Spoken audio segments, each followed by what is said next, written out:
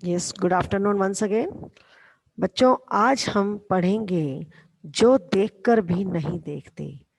ये जो पाठ है, इस पाठ में हेलन केलर जो है, एक लेखिका है इसकी, जिसने अपने जीवन के बारे में बताया है कि कई बार कई लोग जो है, परमात्मा ने उनको इतनी बहुमूल्य अनमोल चीज दी है, वो है आंखें। यानी कि जो आंखों के होते हुए भी नहीं देख पाते। मतलब कहने का मतलब क्या है, ये नहीं कि जो देख आंखें हैं जिनके पास वो उनको कुछ पता नहीं था। इनका इसका कहने का अभिप्राय है कि वो आसपास के वातावरण से, आसपास के माहौल से उसका आनंद अनुभव नहीं करते। मतलब जैसे लापरवाही करना। जैसे आप में से कुछ बच्चे, हम लोग घूमने जाते हैं तो मैं पूछे क्या देखा वहां पर, बस जंगल ही था, कुछ नहीं था, पेड़ पौधे थे। मतलब उस वातावरण को, उस माहौल को, उस नेचर को हम एंजॉय नहीं करते। तभी इसने, हेलन केलर ने लिखा है कि जो देख कर भी नहीं देखते। इसने अपने पाठ का शीर्षक ये दिया। आइए इस इनके बारे में जानते हैं। हेलन केलर का जन्म 1880 में और अमेरिका में हुआ था, और इनकी मृत्यु 1968 यानी कि 1968 में हुई थी। ये कहते हैं हेलन केलर एक ऐसा नाम है जो घोर अंधकार के बीच भी रोशनी देता रहा। यानी कि इसमें क्या बता रहा है कि जो हेलन केलर थी, वो घोर अंधकार, मतलब वो बेचारी अंधी थी, उसको दिखाई नहीं देता था, लेकिन फिर भी उसमें एक जीने की चाह थी, एक इच्छा होती थी हर चीज को देखने, परखने की, महसूस करने की। कल्पना करो कि जो न सुन सकता हो, न देख सकता हो, फिर भी वह लिखना, पढ़ना और बोलना सीख ले। बच्चे देखो, आप आप इमेजिनेशन करो कि कोई इंसान ऐसा है जिसको सुनाई नहीं देता, वो देख नहीं सकता, वो कैसे पढ़ लिख जाता है और कैसे बोलना सीखता है। भरपूर आशा आकांक्षा के साथ जीवन जीने लगे और उसके योगदान दुनिया के लिए यादगार बन जाए। यानी कि हेलन केलर के बारे में ये बताया गया है कि वो ना सुन सकती थी, ना वो देख सकती थी, लेकिन उसमें एक उम्मीद थी, एक इच्छा थी, एक चाह थी जीवन जीने की, और दुनिया में अपना योगदान देने की, कि वो अपना योगदान इस तरह से दे कि लोग उसको याद करें। ऐसी थी हेलन केलर। देखो, उसने ऐसा किया, तभी हम आज उसका पाठ पढ़ रहे हैं ना, उसके बारे में जान रहे हैं, उसके जीवन परिचय के बारे में जान रहे हैं। वो अंधी थी और सुन भी नहीं सकती थी, बहरी भी थी, मतलब उसको सुनाई भी नहीं देता था, लेकिन उसने फिर भी ऐसा काम किया कि आज वो हमारे लिए एक याद बन गई है। यानी कि हमारे लिए यादगार है वो। तभी हम उसके बारे में जानकारी ले रहे हैं। जब वे 1.5 वर्ष की थी, बचपन की एक गंभीर बीमारी की वजह से उनकी देखने और सुनने की शक्ति जाती रही, लेकिन उन्होंने हार नहीं मानी। बेटे, वो बचपन से जो मतलब जन्म से अंधी और बहरी नहीं थी, उनको सुनाई भी देता था और दिखाई भी देता था। जब वो 1.5 साल की थी, 1.5 वर्ष की थी, तो उन्हें एक बहुत गंभीर बीमारी हो गई थी, और डॉक्टर ने जो मेडिसिन दी थी उसका उन पर काफ़ी नुकसान हुआ, और जिसकी वजह से उनकी सुनने की और देखने की शक्ति खत्म हो गई थी। यानी कि जो हेलन केलर थी, उसको दिखाई नहीं देता था और वो सुन भी नहीं पाते थे, लेकिन उन्होंने ऐसा होने के बावजूद भी कभी अपनी हार नहीं मानी। कॉलेज के दिनों में ही प्रकाशित अपनी आत्मकथा, उन्होंने कॉलेज के दिनों में अपने एक जीवन, अपनी जो थी आत्मकथा प्रकाशित की थी, जिसका नाम था the story of my life. मतलब उन्होंने अपनी लाइफ के ऊपर ही एक बुक को पब्लिश किया था। ठीक है, लाइफ में वे क्या लिखती हैं, मुझे ये तो याद नहीं कि ऐसा कैसे हुआ, लेकिन ऐसा लगता है कि रात कभी खत्म क्यों नहीं होती और सुबह क्यों नहीं आती। क्यों ऐसा क्यों महसूस करती है बेटा वो? उन्होंने इस जो पुस्तक थी जिसमें उन्होंने अपनी आत्मकथा लिखी है, the story of my life, वो उसमें लिखती है, कहती मुझे ऐसा महसूस होता है कि रात जो है वो इतनी लंबी है कि खत्म होने का नाम नहीं लेती और सुबह आती ही नहीं।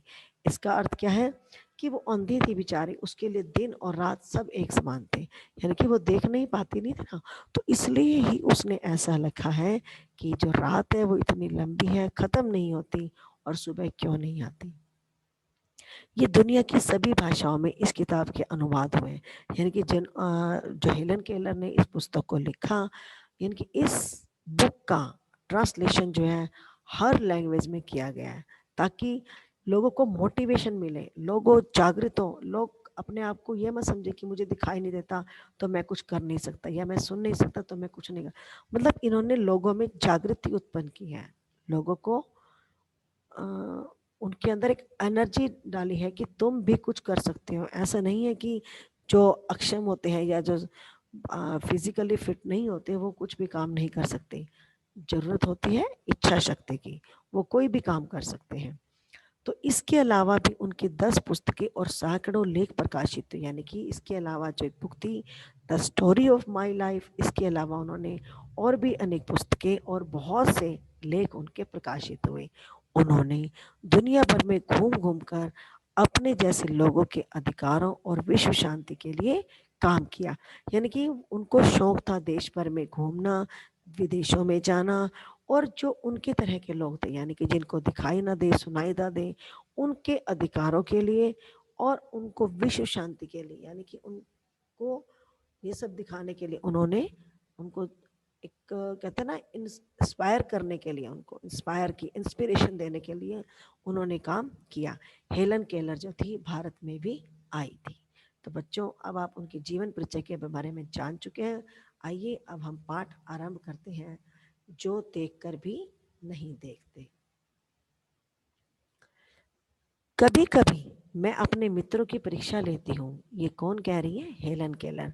यह परखने के लिए कि वह क्या देखते हैं। हाल ही में मेरी एक प्रिय मित्र जंगल की सैर करने के बाद वापस लौटी।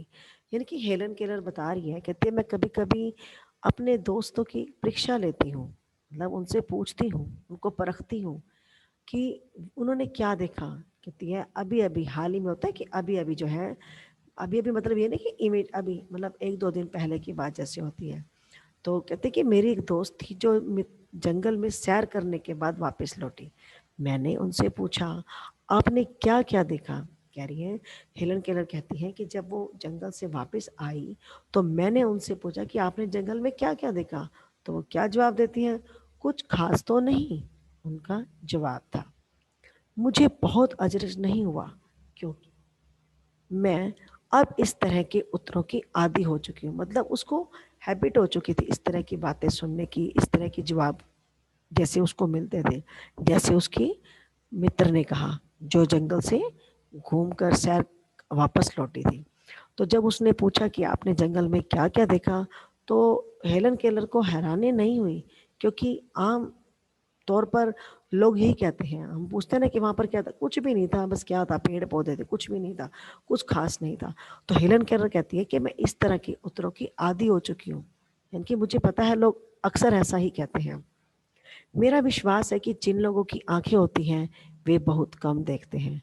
उसका क्या मानना था, जब उसके मित्र या किसी से पूछती कि आपने क्या देखा, कैसा महसूस किया, तो वो उनको जवाब देते थे कि हमने कुछ खास नहीं देखा।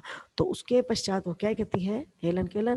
कहती मुझे लगता है जिन लोगों की आंखें होती है ना, वो सचमुच ही नहीं देख पाते हैं, यानी कि बहुत कम देखते हैं।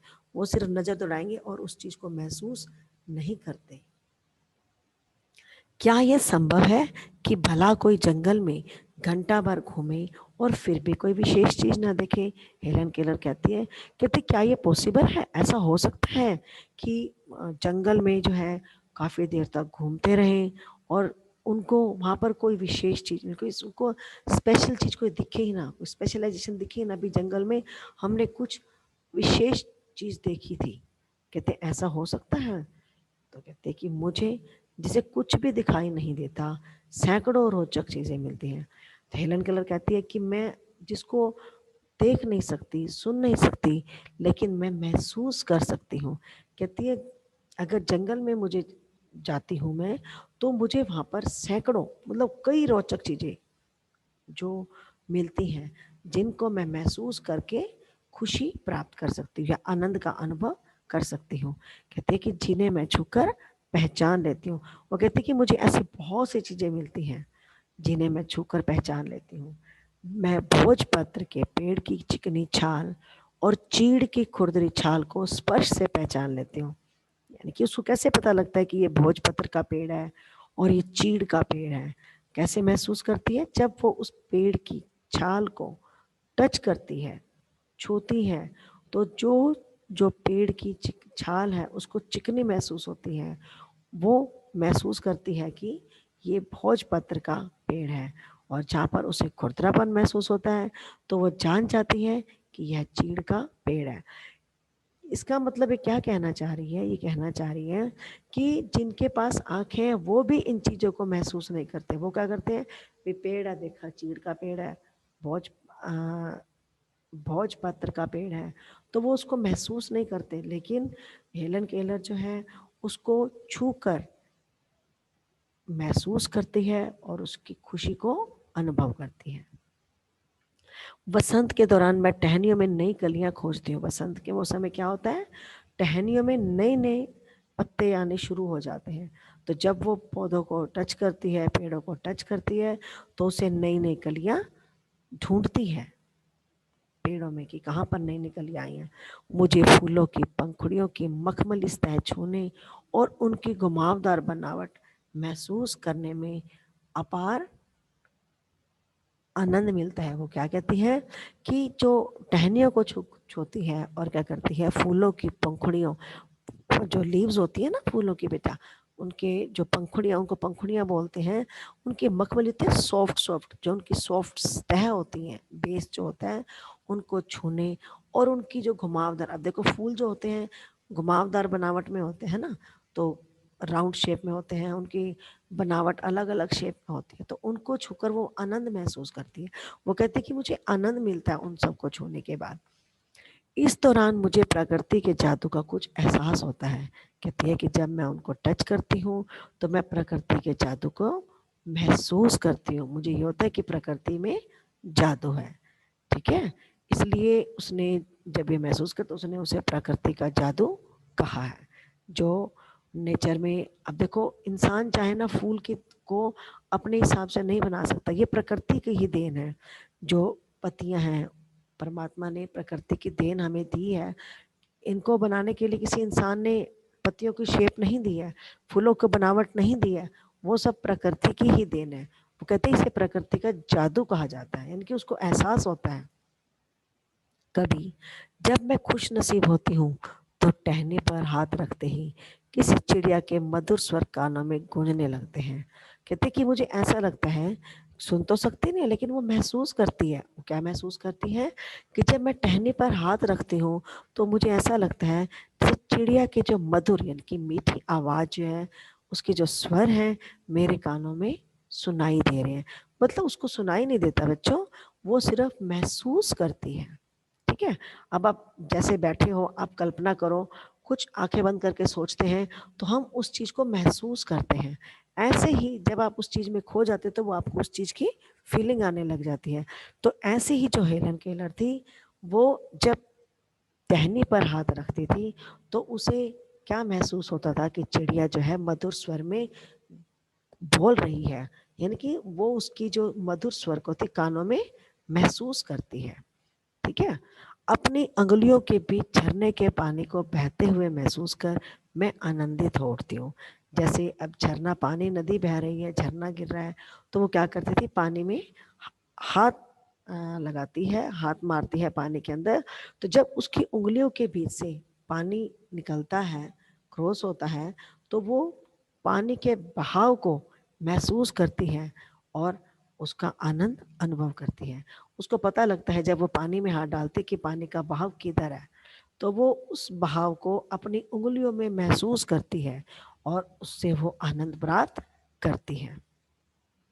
मुझे चीड़ की फैली पत्तियां या घास का मैदान किसी भी महंगे कालीन से अधिक प्रिय है। अब देखो बेटा, इसने जो है घास और पत्तियों की तुलना एक कीमती कालीन से की है। वो कहती है कि जो कीमती कालीन होते हैं, मैं उनको, उनके कंपैरेटिवली जो पत्तियां हैं, घास का मैदान है, वो मुझे ज़्यादा प्रिय हैं। यानी कि मैं उनको ज़्यादा पसंद करती हूँ। मुझे लगता है कि उनमें ज़्यादा सॉफ्टनेस है, यानी कि वो कालीन को इतना इम्पोर्टेंस नहीं दे रही है, वो क्या प्रकृति की देन को दे रही है। वो कहती है कि प्रकृति ने जो पत्तियां और फूल बनाए हैं या नेचर ने जो हमें दिया है, ये उसकी खुशी को महसूस करती है। और वो कहती है कि जो पत्तियों की जो सॉफ्टनेस है या फूलों की सॉफ्टनेस है, वो एक जो महंगे कालीन होते हैं, यानी कि उनसे भी ज़्यादा मुझे प्यारे लगते हैं। किनको कह रही है? प्रकृति में जो पत्तियां और घास हैं, फल फूल हैं, उनको कह रही है। ठीक है, तो कहती है कि इनसे भी मुझे इन प्रिय है।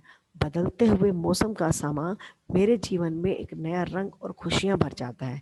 कहते हैं कि जब वेदर चेंज होता है, मौसम बदलता है, तो बदलता हुआ मौसम जो है मेरे जीवन में एक जीने के लिए एक नया रंग भर देती है, खुशियां ला देती है। ठीक है, मतलब वो ये कहना चाह रही है हेलन केलर कि जो लोग देख सकते हैं वो भी इस खुशी को महसूस नहीं करते जितना मैं महसूस करती हूँ।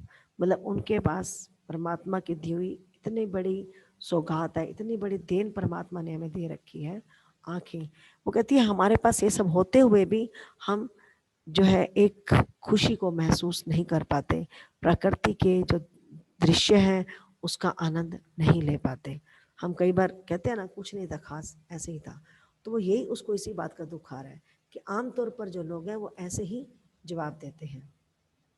कहते हैं कभी कभी मेरा दिल इन सब चीज़ों को देखने के लिए मचल उठता है। कहती है कभी कभी मेरा भी दिल करता है कि मैं भी जो है इन सब चीज़ों को देखूं। कहते मेरा मन मचल उठता है, मतलब बेचैन हो जाता है, मेरा भी दिल करता है कि मैं सब इन चीज़ों को देख पाऊं। अगर मुझे इन चीज़ों को सिर्फ छूने भर से इतनी खुशी मिलती है तो उनकी सुंदरता देखकर तो मेरा मन मुग्ध ही हो जाएगा। अभी क्या कहती है हेलन केलर? कहती है अगर मैं इन चीजों को छूती हूँ, जैसे पेड़ पौधों को, फूलों को, पानी बहते हुए झरने में पानी को, वो कहती है जब छूने के बाद मुझे इतनी खुशी मिलती है, अगर मैं प्रकृति की सुंदरता को देख सकूं तो मैं इन पर पूरी तरह से मोहित हो जाऊंगी, न्यौछावर हो जाऊंगी, मुग्ध हो जाऊंगी, मस्त हो जाऊंगी इसमें। मतलब कहने का मतलब है कि मैं इस जो प्रकृति का जो देन है इसे देखकर आनंद का और भी ज्यादा आनंदित होंगी, आनंद का अनुभव करूंगी। परंतु जिन लोगों की आंखें हैं वे सचमुच बहुत कम देखते हैं। यानी कि उसे इस बात का दुख होता है, क्यों कि जिनको परमात्मा ने आंखें दी हैं वो इन सब चीजों का आनंद नहीं लेते। वो जो है अपने काम में व्यस्त रहेंगे, भारी आडंबरों में लगे रहेंगे। मतलब कहने का अभिप्राय उसका ये है कि वो प्रकृति का आनंद अनुभव नहीं करते। इस दुनिया के अलग अलग सुंदर रंग उनकी संवेदनाओं को नहीं छूते। यानी कि जो प्रकृति ने अलग अलग रंग हमें दिए हैं, उन सब के अलग अलग रंगों के जो एक उनका उसको महसूस नहीं करते। वो उनकी जो संवेदनाएं हैं वो उनको नहीं, उनकी संवेदनाओं को नहीं छू पाता। जो उसके प्रकृति के अलग अलग रंग हैं और उन अलग अलग रंगों का क्या महत्व है, यानी कि ये जो है उन लोगों को नहीं छू पाते, उनको पता भी नहीं लगता। मनुष्य अपनी क्षमताओं की कभी कदर नहीं करता। यानी कि मनुष्य के पास जो चीजें हैं या जो टैलेंट है उसका कदर नहीं करता, उसका यूज नहीं करता। अब परमात्मा ने हमें दो हाथ दिए हैं, दो पैर दिए हैं चलने के लिए, दो आंखें दी हैं, एक मुंह दिखाने के लिए, मतलब हमें बिल्कुल परफेक्ट बनाया है, लेकिन हमें इनकी कदर नहीं है। बेटा जिनके पास हाथ नहीं है, आप कई बार देखते होगे, आप बाहर अपने पेरेंट्स के साथ जाते हो या वैसे भी कहीं जाते हो तो कई बार कोई लोग अंधे होते हैं, उनको दिखाई नहीं देता, कईयों का एक हाथ कटा होता है, कईयों के दोनों पैर नहीं होते। तो आप ये सोचो वो कैसा महसूस करते हैं। हमारे पास तो परमात्मा की इतनी बड़ी देन है, लेकिन हम उसकी कदर नहीं करते, उसका सही तरह से उपयोग नहीं करते हैं। यही हेलन केलर कह रही है कि मनुष्य के अंदर जो अपनी क्षमताएं हैं, जो कैपेबिलिटी है, जो उनके अंदर टैलेंट है, जो परमात्मा ने उनको दिया है, वो उसकी कदर नहीं करते। वह हमेशा उस चीज की आस लगाए रहते हैं जो उसके पास नहीं है। बेटा ये ह्यूमन नेचर है, ये हम सब लोगों की नेचर है कि जो चीज हमारे पास होती है ना हम उसकी कदर नहीं करते, जो नहीं होती हम उसके पीछे भागते हैं। हम सोचते हैं कि काश मेरे पास ये होता तो मैं ये कर लेता, आज मेरे पास ये किताब बुक होती तो मैं उसको पढ़ के पता नहीं क्या कर लेता। लेकिन बेटा जो चीज़ हमारे पास है हम उसको तो यूज़ कर सकते हैं ना, है ना? तो वो कह रहा है कि हमें किसी भी तरह समय को व्यर्थ नहीं करना चाहिए। जो भी हमारे पास है उसका सही तरह से प्रयोग करना चाहिए। यह नहीं कि जो चीज़ हमारे पास नहीं है उसके पीछे दौड़ते रहे और जो चीज़ है उसको हम सोचे ही नहीं और उसका प्रयोग ना करें। जैसे अब क्या होता है, हम सोचते हैं कि हम भविष्य की चिंता ज़्यादा करते हैं कि ये होगा तो क्या हो जाएगा। अरे जो प्रेजेंट है उसमें जियो ना, उसको अपनी लाइफ क्यों खराब करते हैं फ्यूचर को सोच के। तो हमें क्या करना है कि वो कहते हैं कि वह हमेशा उस चीज़ की आस लगाता है, यानी कि मनुष्य जो है उस चीज़ की ज़्यादा उम्मीद लगाता है जो उसके पास नहीं है, लेकिन जो उसके पास है वो उसकी कदर नहीं करता। जैसे परमात्मा ने हमें क्या दिए हैं, दो आंखें दी हैं, हाथ काम करने के लिए दिए, चलने के लिए पैर दिए हैं, देखने के लिए आंखें, सुनने के लिए दुकान दिए हैं, तो हम इसका सही जगह प्रयोग नहीं करते। अगर हम इसका सही जगह प्रयोग करें तो हमें कभी भी परेशानी या मुसीबत नहीं पड़ेगी, किसी भी दिक्कत का सामना नहीं करना पड़ेगा। यह कितने दुख की बात है कि दृष्टि के आशीर्वाद को लोग एक साधारण सी चीज समझते हैं। देखो बेटा, हम सब लोग भी समझते हैं कि आंखें हैं, क्या हो गया, हमारी हैं, उसकी भी हैं, उसकी भी हैं, सबकी आंखें तो है, हमें कौन सा नया मिला है। वो क्या इसको नॉर्मल चीज समझते हैं, साधारण सी चीज। जबकि इस नियामत से जिंदगी को खुशियों के इंद्रधनुषी रंगों से हरा भरा किया जा सकता है। कहते हैं कि जो भगवान ने हमें नियामत, मतलब जो हमें चीज़ बख्शी है, जो चीज़ हमें दी है उपहार रूप में, उसको हम सही रूप से प्रयोग करके, जो हमारे इंद्रधनुष क्या होता है, इंद्रधनुष में 7 रंग होते हैं ना, तो ऐसे कहते हैं कि उसने तुलना इंद्रधनुषी, यानी कि जो इंद्रधनुषी रंगों से हरा भरा, जैसे इंद्रधनुष आने से क्या होता है, हम सब खुश होते हैं, हमें हरा भरा सा लगता है, मतलब मन खुश हो जाना। तो कहता है कि जो परमात्मा ने हमें चीज़ दी है, जो चीज़ बख्शी है, उसका हमें सही तरीके से सही प्रयोग करना चाहिए, ना कि उसका गलत प्रयोग करें। तो बच्चों, ये थी हेलन केलर की जीवन परिचय, जो हेलन केलर ने अपने बारे में लिखा। अब आप इस पाठ को जो देखकर भी नहीं देखते समझ गए होंगे कि हेलन केलर कौन थी और वो क्या महसूस करती थी। और वो क्या कहती है, वो कहती है कि जिनके पास परमात्मा के द्वारा दिया गया भेंट रूप में एक उपहार है, ये कई व्यक्ति जो है उसको सही प्रयोग नहीं करते। तो बच्चों, आज से आप लोग भी ये निश्चय कर लो कि जो चीज़ परमात्मा ने हमें दी है हम उसका सही तरीके से प्रयोग करेंगे।